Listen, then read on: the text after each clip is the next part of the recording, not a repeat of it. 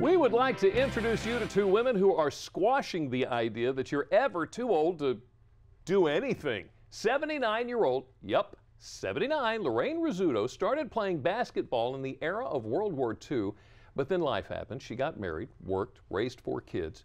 But after a 40-year hiatus, Lorraine started playing basketball again. She's now part of a team called the Silver Slammers, a group of players 50 and over who are always looking for a game. I've always loved the game since I was a child, and I played in CYO and in high school. Didn't get to play in college because back then there were no women's teams. I see so many people with walkers and younger than me, not physically as healthy as I am. I guess good genetics is part of it, but I think staying active really helps the body. And Lorraine doesn't do it alone. 66-year-old Susan Johnson plays right alongside her.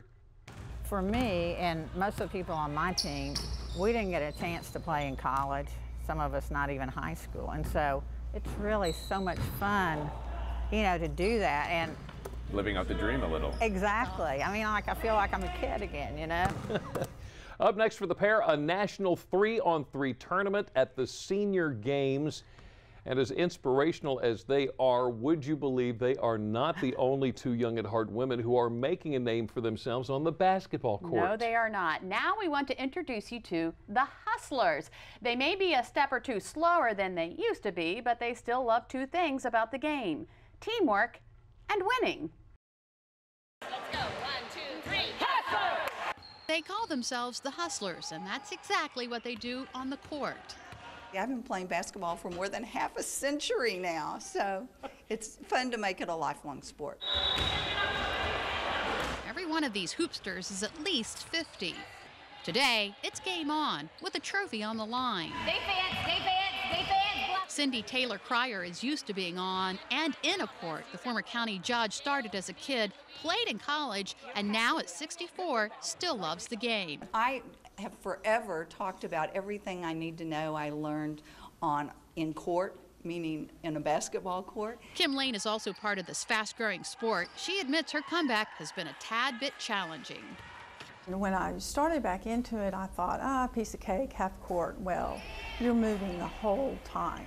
And retired Air Force nurse Jody Sell agrees. I had a big old player fall on me a couple weeks ago. Times like that aren't so much fun. So why do it? Get yourself out there and get involved in these sports again. Realize that you can do things that are fun and they're still good for you. Good for self-esteem and a little something else. Bragging rights.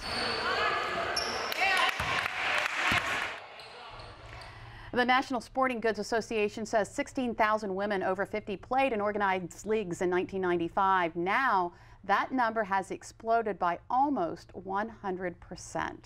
How about that? That's awesome. Wow. Yeah.